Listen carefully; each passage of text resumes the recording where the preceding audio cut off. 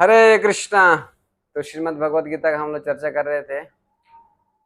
तो अगला श्लोक हम लोग पढ़ेंगे 26 नंबर श्लोक। इस श्लोक में हम लोग चर्चा कर रहे थे।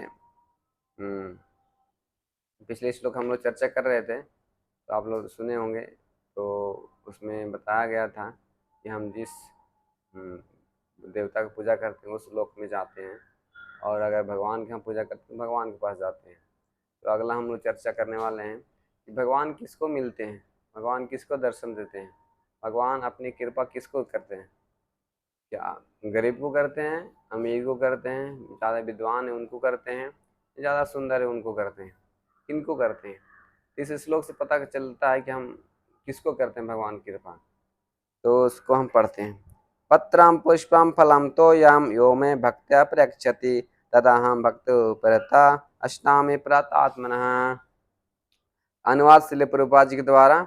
यदि कोई प्रेम तथा भक्ति के साथ मुझे पत्र पुष्प फल या जल प्रदान करता है तो मैं उसे स्वीकार करता हूँ।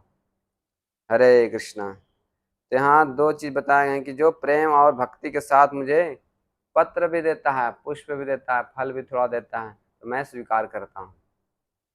अभी तो गरीब अमीर सुंदर तो बात ही नहीं आई। भगवान सीधा बोल रहे हैं कि प्रेम से कोई भी प्रेम अपना दिखाए, कोई कितना भी कुछ हो, गरीब हो अमीर हो, प्रेम तो सबके पास है, लेकिन हम संसार में लगा दिए वो प्रेम। तो सबको सारे प्रेम जो खींच करके भगवान के चरणों में लगाना है और उनको समर्पित करना है, तब जाके प्रसन्न भगवान प्रसन्न होते हैं। तो बहुत से ऐसी कथाएं हैं वैदिक शास्त्र में कि भगवान गरीब के लिए भी प्राप्त है और अमीर के लिए भी, जो ऐश्वर्य है उनको लिए भी प्राप्त है। लेकिन क्या है? भक्ति। पत्रम पुष्पम फलम तोयम यो में भक्त्या प्रक्षति। भक्ति पूर्वक करना पड़ता है तो हम भगवान को प्रसन्न कर सकते हैं। जैसे अभी उदाहरण के तौर पर देखें सुदामा ब्राह्मण को, उनके पास क्या था? कुछ भी नहीं थे, न खाने के न कुछ अच्छे रहने के, लेकिन वो संतुष्ट थे, भगवान की भक्ति करके वो संतुष्ट थे। और लेकिन वो भगवान के दर्शन करने के लिए लालसा से उनकी बार बार कहने पर, उनकी पत्नी धर्म पत्नी कहने पर वो कुछ मांगने के लिए गए थे, कुछ खाने के लिए, ताकि वो जीवित रह सके और भगवान की भक्ति करते रहे। इस प्रकार से वो गए और लेकर क्या गए थे? सिर्फ थोड़ा सा चूड़ा लेके गए थे, पोहा बोलते हैं महाराष्ट्र में, तो लेकर गए थे वो। तो इस प्रकार से वो ज़्यादा कुछ दिए नहीं भगवान को, सिर्फ थोड़ा सा पोहा देकर भगवान को प्रसन्न कर दिए। तो यहाँ क्या पता चलता है कि भगवान की भक्ति होती है और प्रेम से, श्रद्धा से और भक्ति से होती है।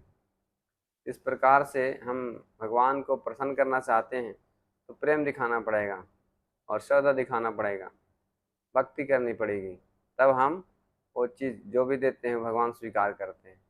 और दूसरा एग्जाम्पल देखें, दुर्योधन के पास भी भगवान गए थे, वो पूरे बोले थे कृष्णा हमारे घर में आ जाना, मैं आपके लिए 56 भोग बनाया हूँ, आप ग्रहण करने के लिए आ जाना। लेकिन भगवान गए लेकिन कुछ खाए नहीं। क्यों नहीं खाए? भगवान दुर्योधन जो है रिक्वेस्ट की, क्योंकि उनके पास अहंकार था, घमंड था, मैं 56 भोग बनाया हूँ भगवान के लिए। लेकिन भगवान बोले देखो दुर्योधन, ना तुम्हारा मेरे से प्रेम है, ना मुझे भूख लगी है, इसलिए मैं स्वीकार नहीं कर सकता हूँ। इसीलिए भगवान जो है स्वीकार किए नहीं, क्योंकि अहंकार से कुछ भी आपको भी अच्छा नहीं लगता है तो भगवान है। इस प्रकार से भगवान जो है प्रेम से स्वीकार करते हैं। वही जो है, जो एक दासी के पुत्र हैं विदुर जी, भगवान के भक्त थे, वहाँ गए, वो भगवान केला नहीं खाए, केला का छिलका खा गए भाव में। इस प्रकार से जो भगवान जो है कितनी उनकी महत्ता है कि भगवान सबके लिए उपलब्ध है, गरीब हो अमीर हो सुंदर हो, लेकिन मेन है भगवान की भक्ति में लगना, भगवान की प्रेम करना। तब हम समझ सकते हैं कि भगवान कितने दयालु हैं। तो इस प्रकार से और चीज़ बहुत सी बताए हैं इसमें प्रभुपाद जी। बोलते हैं कि कोई जिसके पास पैसे हैं, संपत्ति है, ज़मीन है, तो भगवान के लिए मंदिर बनाना चाहिए और उनकी बहुत अच्छी से सेवा करनी चाहिए। इस प्रकार से हम भगवान को कर सकते हैं। कोई दरिद्र है, कोई गरीब है, वो कैसे बता सकता है कि निर्धन है कोई, तो मंदिर कैसे बना सकता है? तो मंदिर में झाड़ू लगा सकता है, साफ सफाई कर सकता है। इस प्रकार से भगवान को प्रसन्न कर सकता है। ऐसा नहीं कि भगवान यहाँ पत्रम पुष्पम फलम तोयम बोले कि थोड़ा जल दे दो, थोड़ा पत्ता दे दो। आप अपने खुद अच्छे अच्छे व्यंजन पकवान खाते हैं और भगवान के लिए कुछ थोड़ा देते हैं, तो ऐसा नहीं चलता है। आप जितने ऐश्वर्यवान हैं तो उसके हिसाब से आपको सेवा करनी चाहिए। जितनी है उतना सब पूरा भक्ति में लगा देना चाहिए, तब जाके आपको संतुष्टि हो जाएगी। पूरे आत्मा शरीर से सबसे हमको भगवान की सेवा में लगनी चाहिए, तब जाके हम भगवान को संतुष्ट कर सकते हैं। नहीं तो सिर्फ दिखावा से हम भगवान को संतुष्टि नहीं कर सकते हैं। भगवान जानते हैं कौन भक्ति करता है, कौन भक्ति नहीं करता, क्योंकि भगवान सबके हृदय में निवास करने वाले हैं। इस प्रकार से भगवान स्वीकार करते हैं भेंट को। ठीक है जी। और किसी को पूछना है, बताना है तो जरूर बताइए आप लोग।